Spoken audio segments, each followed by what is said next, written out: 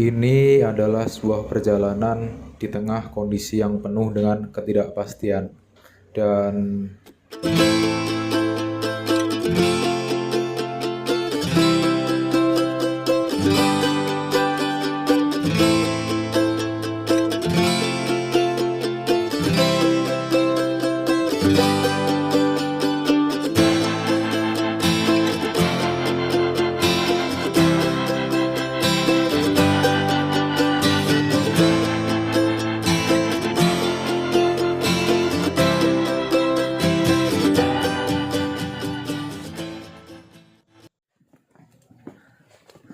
ya, di era new normal ini kami melakukan pendakian ke Gunung Lawu via Cetho.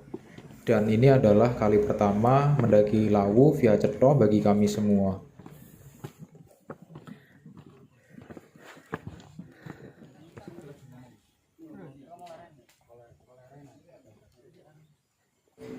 Untuk simaksi sebenarnya bisa dilakukan di base camp dan tinggal membawa formulirnya ketika sampai di pos perizinan. Tapi kami memilih untuk melakukan simaksi di pos perizinan secara langsung.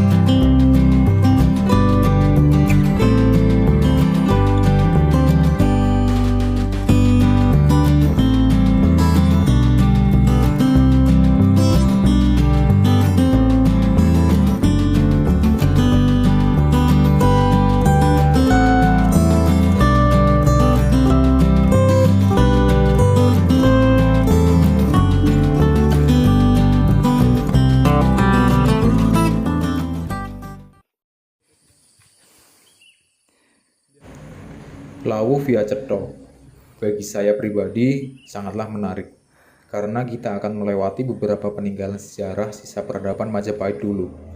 Salah satunya Candi Ketek ini.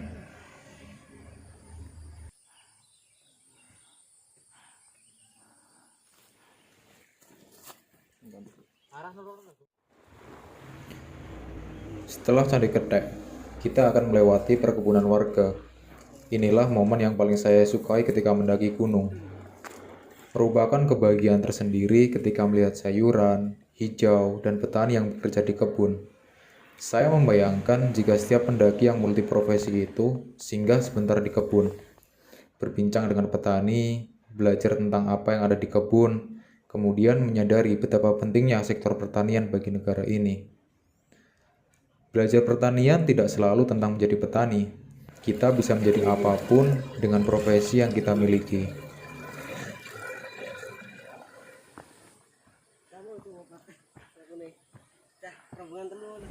Setelah melewati kebun warga, saya merasa tubuh saya payah sekali. Menurut teman-teman, saya sempat pingsan sebentar. Saya sadar, selama pandemi saya tidak menjaga fisik saya dengan baik. Saya sempat ragu untuk meneruskan perjalanan. Takut merepotkan teman-teman yang lain. Bahkan, tas saya terpaksa harus diambil alih oleh Bang Kinjal.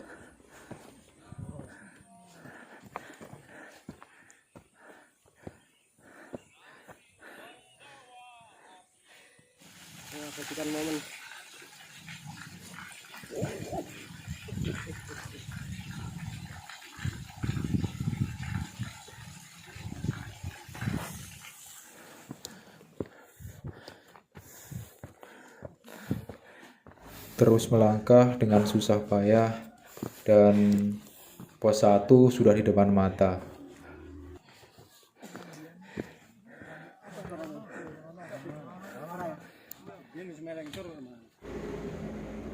Di pos 1 ini saya manfaatkan untuk istirahat dan sebat ringan untuk mengembalikan kondisi fisik.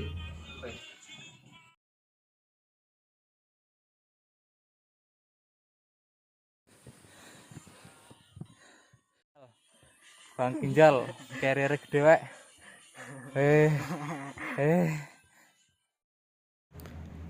Dengan kondisi saat ini, saya menyadari bahwa seorang muslim harus mempunyai kondisi keilmuan dan fisik yang baik. Dan saya belum merepresentasikan yang demikian.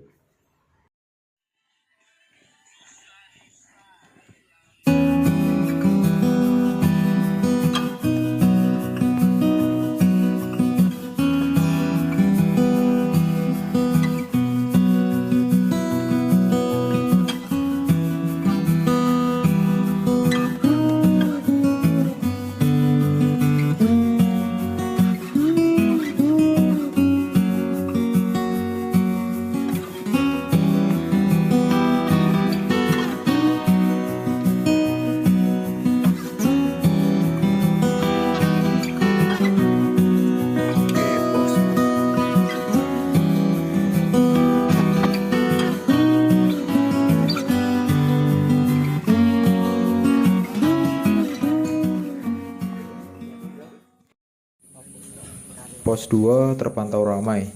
Meskipun pandemi, Lawu tetap tidak kehilangan daya pikatnya untuk terus dikunjungi.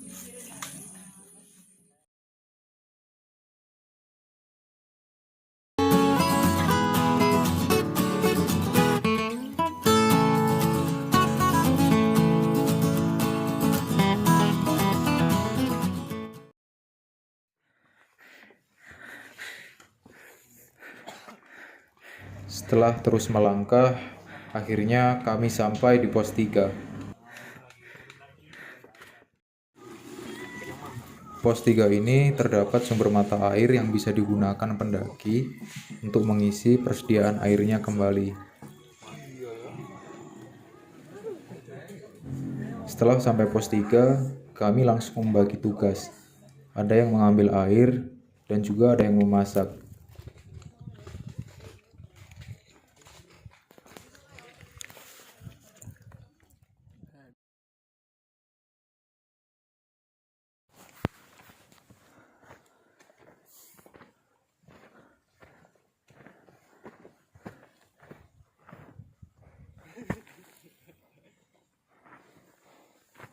Setelah pos 3, tanjakan lumayan tinggi dan jalanan berdebu.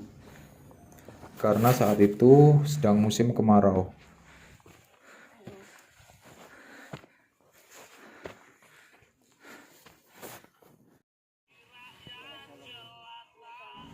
Tidak jarang kami harus berbagi jalan dengan pendaki yang sedang turun. Hal ini dimaksudkan agar debu yang dihasilkan tidak terlalu tebal. Kami juga sering menegur pendaki yang turun dengan berlari. Bagaimanapun, berlari sangat berbahaya bagi diri sendiri dan merugikan pendaki lain dengan debu yang dihasilkan.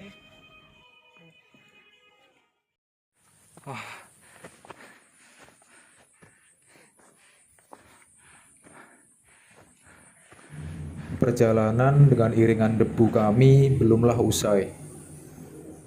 Namun, pos 4 sudah terlihat. Itu berarti waktunya istirahat.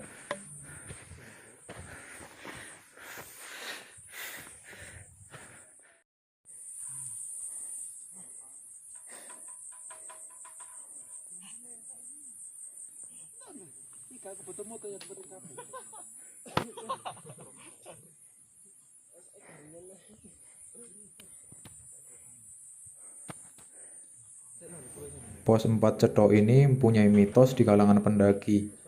Menurut cerita, pos 4 ini adalah yang paling angker dan sangat tidak disarankan untuk bermalam di sini. Namun, bagi saya pribadi, poin utamanya bukan tentang angkernya itu sendiri, melainkan larangan untuk bermalam di sini. Pos 4 ini tidak mempunyai camping ground yang luas. Bermalam dan mendirikan tenda di sini tentu akan menyulitkan pendaki lain untuk melintas. Make sense sih dengan mitos dilarang bermalam di sini. Oke.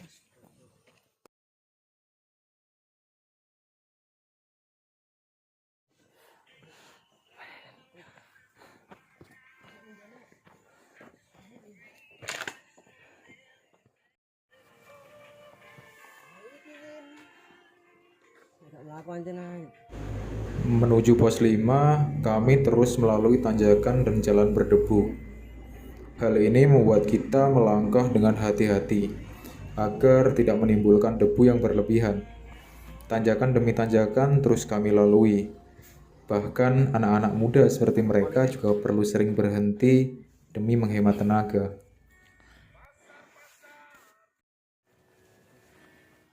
Bangganya wis gak kuat rek. Bensin sih arek. Carane nyalur energi iki lho. Dengkulku tak unggahno. Upgrade.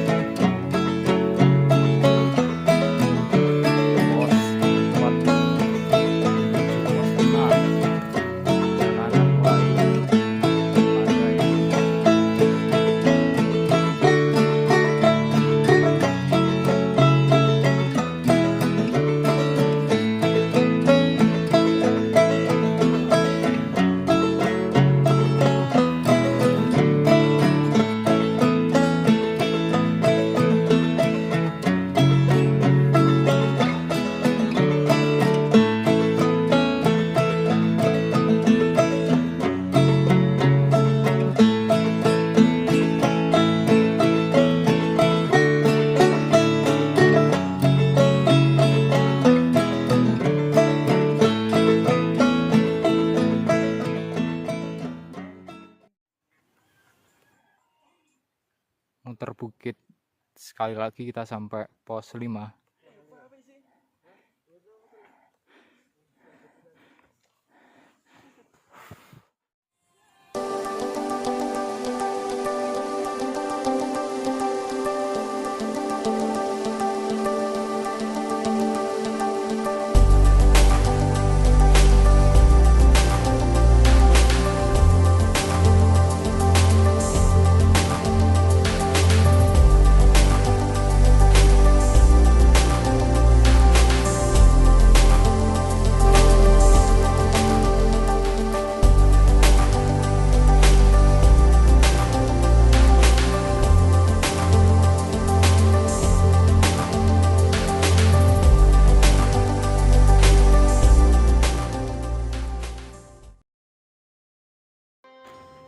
Senja remukan biskuit, lalu dalam hati timbul tanya, ingatkah engkau firman Tuhanmu dalam surat ke-55 yang terus diulang-ulang? Setelah menjadi anak senja, kami melanjutkan perjalanan. Menuju pos 5 dan masih jauh.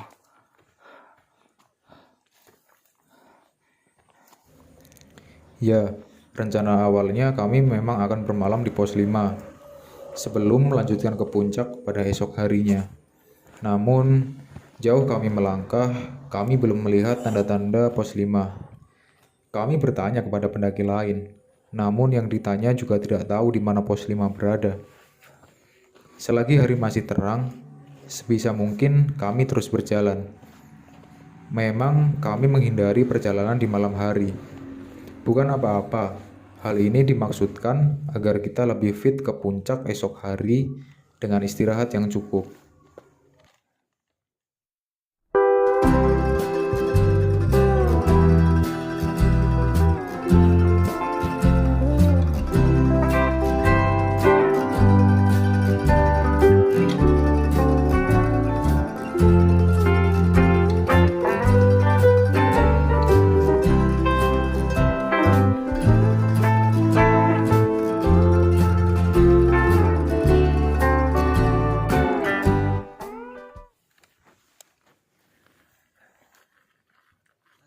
Helmnya coba nyalain.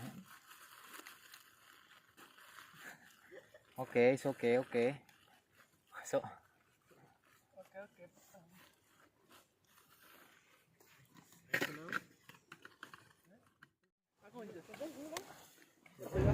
Ya, ternyata kami sudah sampai di pos 5 dan kami tidak menyadarinya. Pos 5 adalah bulak peperangan dan terdapat beberapa tenda pendaki yang sudah siap untuk bermalam.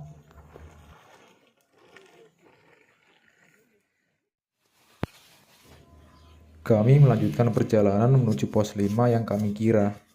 Hingga akhirnya kami menemukan ground camp dan terdapat banyak tenda pendaki. Kami memutuskan bermalam di sini dan langsung menuju puncak esok hari.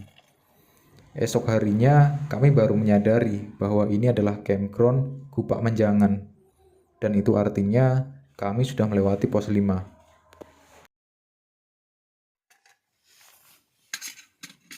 Ya ampun.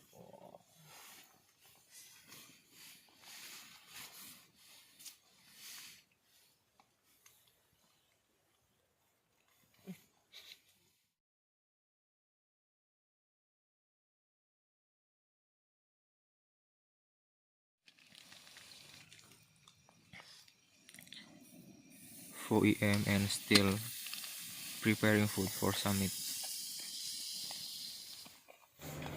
Persiapan untuk summit, Vicky dan Ganyong memasak perbekalan.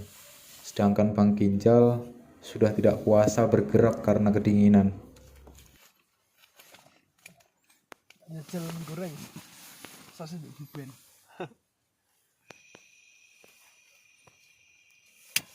Sing genah Bang, gak enak malah we. Enak. Entekno lho ya. Ya, stok. Apa? Kan di garpu.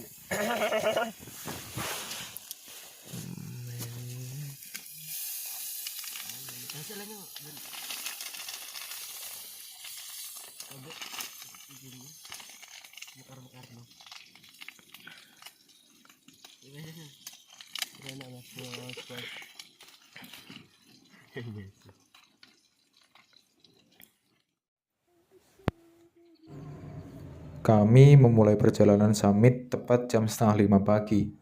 Karena hari masih gelap, kami melewati merekam trek Gupaan Menjangan menuju puncak.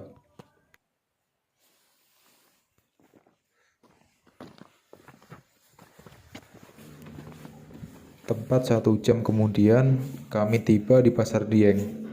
Suasana masih sepi sekali, hanya kami berempat yang melintasi tempat itu. Kondisi di Pasar Dieng ini dipenuhi dengan batuan kecil, kayu stigi, dan edelweiss.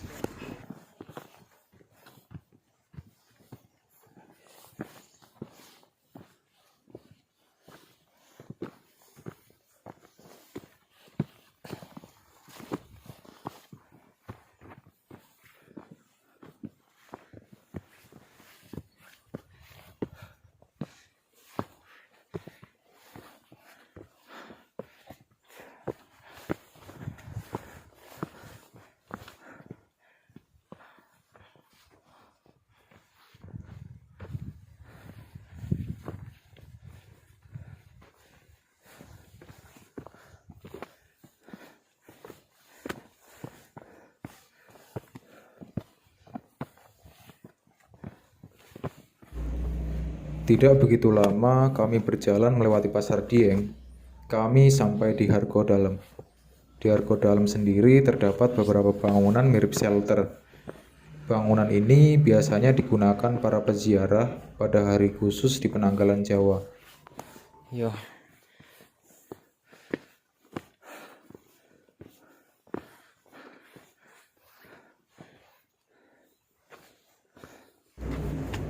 Masih cukup pagi di Hargo Dalem dan kami disambut oleh pagi yang begitu damai.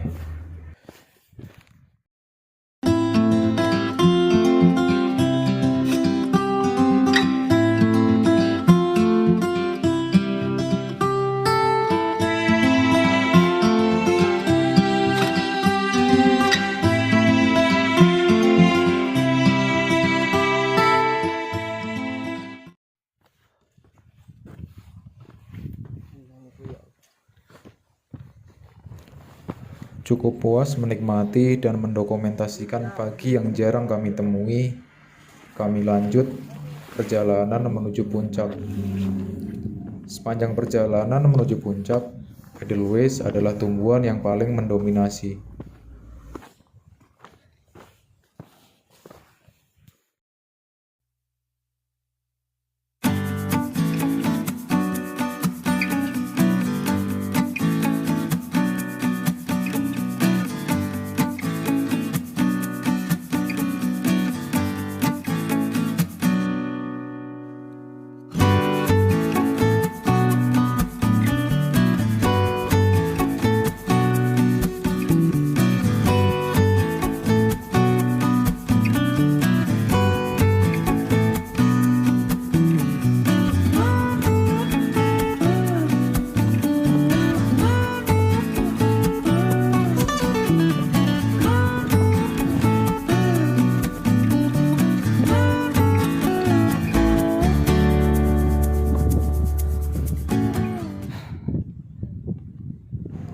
Dan itulah puncak Hargodumilah.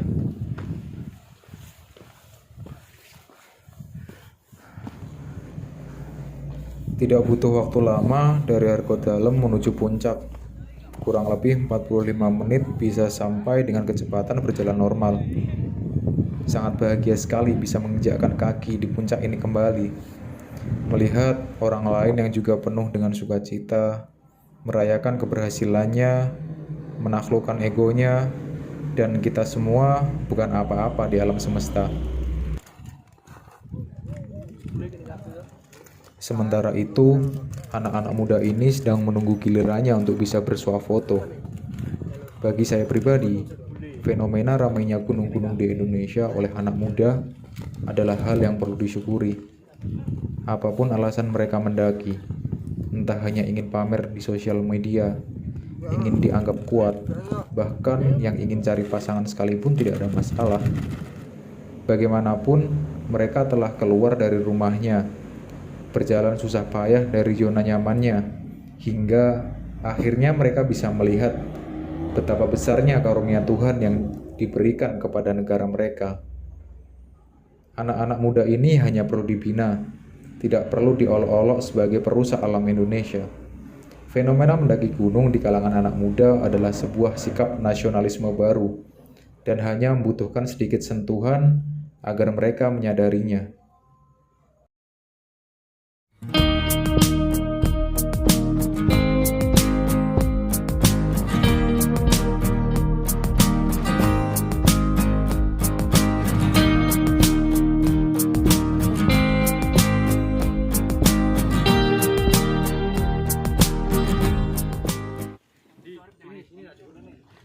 Kurang lengkap rasanya jika ke Lawu tapi tidak makan di warung pecel legendaris ini. Namun yang jual tidak hanya Mbok Yem semata.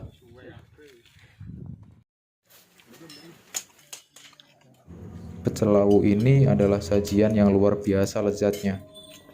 Hal ini membuat saya sadar bahwa semahal apapun makanan bisa dibeli, namun nikmatnya makan hanya Tuhan yang membagi.